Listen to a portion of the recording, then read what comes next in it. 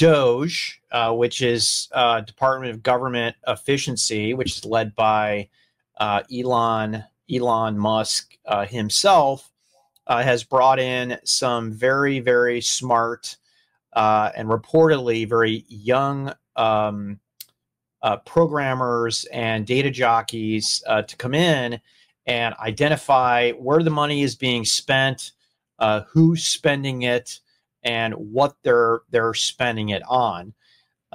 It has caught, I would say it's probably 25% of the conversation out there for the new administration. And by the way, trying to get the government more efficient, there's nothing new about that, right? We saw Obama, we saw Bill Clinton, and then we saw, presidents like McKinley and folks like that. If you check out history, they had various levels of success. Reagan talked a good game, a big game. He didn't actually make a lot of cuts, but what he did is he made a lot of growth. Okay, I can imagine, right, during stagflation, you don't want to cut.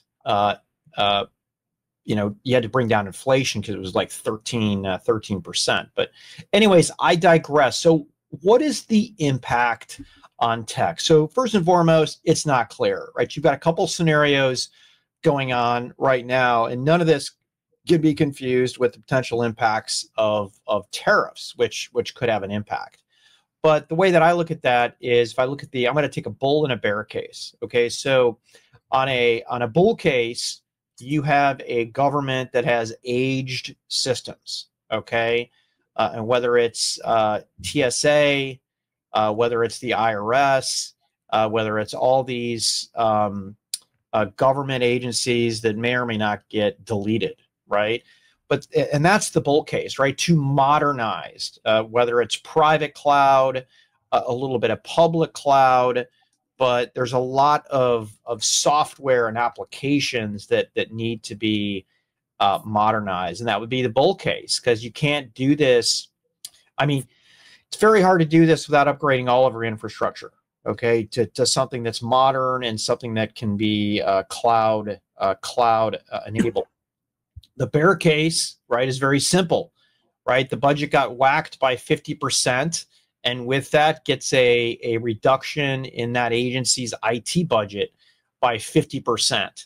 And I guess the third scenario could be it's a mix of both, where you cut an agency's budget, overall budget, it's primarily people, and you cut some of the programs that aren't deemed necessary or have a decent payback, and then you take some of that money and then you invest in infrastructure. So Daniel, where I am here is more in scenario, not laying it out there. I have not heard enough to take the shot on this one. Yeah, look, tech is incredibly deflationary. Printing money is inflationary. I mean, that really is, by definition, inflation is printing money. And a lot of people don't understand that. But running a $1 trillion deficit, we're spending more servicing our debt annually than we spend on our defense budget at this point. And our defense budget is full of waste, as is our every other budget. I mean, look, the biggest thing is, like, I can understand people not liking Elon Musk. I can understand that. I can understand people saying we didn't elect Elon Musk. I would also say we didn't elect Fauci. We didn't elect Bill Gates. We didn't elect, any number of bureaucrats and influencers of bureaucracy over the last few decades. But at this particular moment, he's the person in focus, right? Having said that, you run companies, Pat, even in your own household. Like, look, when you have 7 subscriptions to Netflix for 2 people, and you're paying them, at some point you look at that and say, we shouldn't do that. Like, yeah. It's just waste. So first and foremost, the government has a fiduciary responsibility to us, the citizens, the taxpayers, the people that actually write the checks to these people, to try to spend the money with a level of fiduciary responsibility, with a maturity that we just aren't seeing. So before we even get to like the should we do DEI, should we do ESG, what I'm just saying is there is so much irresponsibility that's showing up immediately with some of the ways we spend money that I would think every person on the planet would say, thank you, Elon. Thank you, DOGE, for actually, and I know I'm going down a bit of a tear here, but look, I am impassioned right now by what I'm seeing happen. I believe that we can spend better. I look at my, this is, like I said, a little bit of a diatribe off tech, but look, I'm going to take the path. Like, we want to raise our children to be productive citizens in the world in the future. I want my dollars to go to my schools. I want my kids' curriculum to focus on giving them the kind of education, including on technology, on AI, on quantum mechanics, physics, chemistry, that is going to make them able to be successful and productive in this world. And when I see just the absolute irresponsibility and waste that we spend, and not to mention the money we send overseas, while we continue to neglect our children, our veterans, and everything here. So Pat, but overall, we can't actually cut enough spend single-handedly to actually beat what we have going on in inflation right now. We also can't make the government the only and the biggest employer in this country. Like, all these projects that we're funding that aren't actually being executed, infrastructure projects, Pat, like the ones like, hey, we're going to put EV chargers. Like, why not let the private sector run with this? Why not incentivize private companies to build solutions for these things? I see it with AI. I see it with EVs.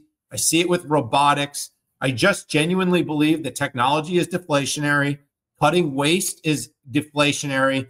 Reallocating dollars towards things that actually do build the infrastructure and the capacity, like the CHIPS thing, Pat. We talk about $50 billion for CHIPS Act like it's some huge numbers. Yeah. We're sending $50 billion overseas. What did I hear that like Zelensky couldn't account for like 70 of the $166 billion that we supposedly sent to Ukraine? There's more money that is unaccounted for that was sent over for a war that we really don't know what is happening than we plan to spend in entirety to be the world's leader in manufacturing the most important semiconductors for not just tech, but actually the future of economic dominance in the region. Yeah. I don't want to say more than this. We need to keep going down this path. We need to keep cutting and give our children a chance to be able to foot the bill in the future. I like what's going on. I really do. I'm really pleased with it all. Man, great breakdown. You gave our listeners more than they probably thought they were going to get, and I appreciate it. And Daniel, I know you're a young spry, and I will never hold your lack of experience and age against you. Thank you. But there was definitely a time where pretty much everybody was on. It was an affront to society to run a deficit. It really was, and somehow we lost the recipe. And by the way, this isn't an R&D thing, like a Republican and Democrat thing. The entire bureaucracy of the government lost the plot. Voters didn't call them on it. And if the people who were in power wanted to stay in power, they would get, fatty programs for their constituents. So, yeah. There's a difference, by the way, between like waste and fraud. Like, kind of the word fraud is being thrown around a lot, and some of it may deterministically become that. But I just don't think across the board we can argue there's been waste. And by the way, waste, to your point, is not a partisan thing. The waste is happening across the continuum. I mean, in the end of the exercise, like, it's the same thing, man. If you came home and you found out you had 17 subscriptions to the same thing, you would cancel 16 of them. Right. Like, we as a government and we as the people that pay the bill should just expect the people that we're sending money to spend it like it's their own. And that's what I feel like a lot of people aren't upset enough about this is like, when you're taking 40 and 50% of your income per year, you ever seen Charlie Kirk do the whole breakdown of how your dollar is taxed between when you make it and when you spend it, how many times we are taxed? It's an incredible little clip. I'll have to share it with you. But the point is like, by the time we actually make a dollar and pay 50 cents, Pat, and then we go back out and spend that dollar and pay tax on the dollar on the way out, and then you pay on the property, and you continuously pay on your property after that. Like, we are taxed well over 100% on every dollar we make, and that's super inflationary. So it's crazy. Yeah, one of the memes I really like is we had the Boston Tea Party, getting taxed at 1 to 2%, and we're all slumbering at our 39% tax rate and not getting a whole lot for that.